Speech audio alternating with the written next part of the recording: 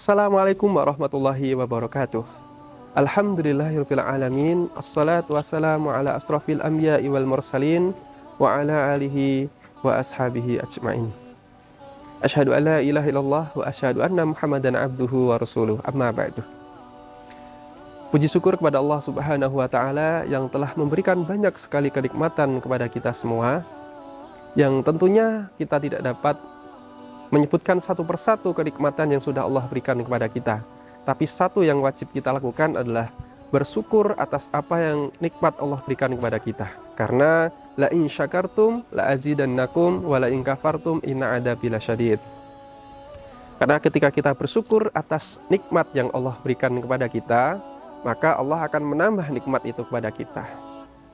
Salawat dan salam semoga tetap Allah curahkan kepada suri teladan kita, Khatamul Anbiya Rasulullah Muhammad sallallahu alaihi wasallam, yang kita nantikan syafaatnya fid dunya wal akhirah. Dalam Quran surat Al-Baqarah ayat 183 yang berbunyi, A'udzubillahi minasyaitonirrajim, ya ayyuhalladzina amanu kutiba alaikumussyam kama kutiba alal ladzina min qablikum la'allakum tattaqun. Dari ayat ini adalah sebuah ayat atau dalil perintah kewajiban berpuasa kepada kita dalam rangka meningkatkan ketakwaan kepada Allah Subhanahu wa taala. Bulan Ramadan adalah bulan di mana kita diwajibkan untuk melaksanakan puasa. Di mana Ramadan ini adalah momen atau kesempatan untuk mensucikan hati, diri dan juga pikiran kita. Waktu yang tepat untuk bermuhasabah tentang apa yang sudah kita lakukan selama ini. Di bulan ini kita dilatih untuk menahan diri, kemudian berbuat baik kepada sesama manusia. Kita tidak hanya berlomba-lomba dalam kebaikan, tapi bersama-sama mengerjakan kebaikan dan mengajak orang lain untuk berbuat kebaikan. Salah satu ungkapan yang familiar kepada kita adalah ketika bulan Ramadan tiba, maka setan-setan akan dibelenggu. Tentunya pernyataan ini bukan tanpa dasar, karena dalam hadis yang diriwayatkan oleh Imam Bukhari Muslim, bahwa ketika bulan Ramadan datang, pintu-pintu surga akan dibuka dan pintu-pintu neraka ditutup, serta setan-setan akan dirantai atau dibelenggu. Nah, secara faktual mungkin kita tidak akan bisa melihat bagaimana pintu surga itu dibuka, kemudian bagaimana pintu neraka itu ditutup. Namun kita dapat merasakan perbedaan spirit di bulan Ramadan pada setiap hari-harinya.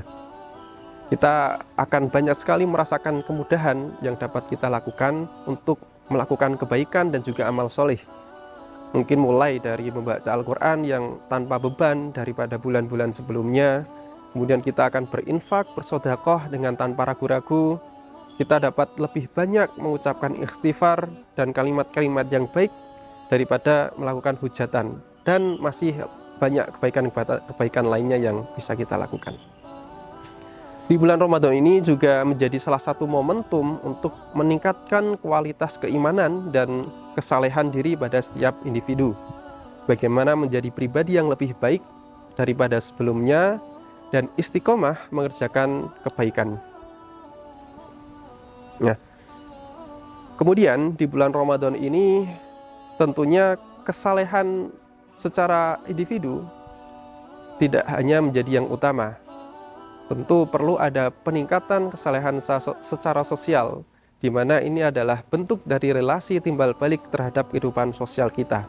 Artinya, tidak hanya kesalehan secara individu yang kita cari, tetapi juga perlu adanya peningkatan secara sosial.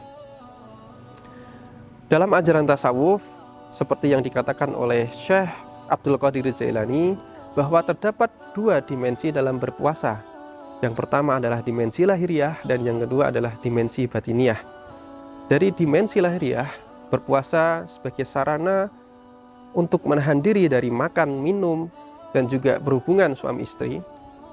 Yang kedua, dimensi batiniah, di mana berpuasa mampu membantu kita untuk menjaga dari segala perbuatan dosa, mulai dari ghibah, kemudian berperilaku kikir, berperilaku pelit, takabur, makar, dan maksiat, yang itu akan menjadikan jurang pemisah antara kita dengan Allah Subhanahu wa taala. Maka berpuasa ini di bulan Ramadan tidak hanya menjadikan kita dekat dengan Allah Subhanahu wa taala, tapi juga menyebarkan kasih sayang dan kebaikan antar sesama manusia. Selain itu, perwujudan dari kesalehan sosial yang lain adalah bagaimana kita menjaga keharmonisan antar sesama, bahkan antar umat beragama. Maka, dua jalan jihad yang dihadapkan oleh umat Islam pada momen Ramadan kali ini adalah jihad meredam hawa nafsu dan juga jihad untuk melakukan kebaikan. Saudara-saudara sekalian yang dirahmati Allah Subhanahu wa taala dan dimanapun Anda berada, gerakan kesalehan sosial dapat dilakukan melalui masjid-masjid yang ada. Masjid dapat menjadi salah satu akar gerakan kesalehan sosial karena melalui masjid, dan masjid adalah tempat yang strategis untuk membangun kesadaran dimensi sosial dan kemanusiaan masyarakat muslim. Selain itu, masjid juga menjadi salah satu fungsi untuk menyampaikan pesan-pesan perdamaian, di mana pesan-pesan itu disampaikan melalui ceramah yang disampaikan kepada jamaah, yang isinya adalah memotivasi umat untuk hidup rukun, tolong-menolong, dan tidak saling curiga, apalagi saling tuduh.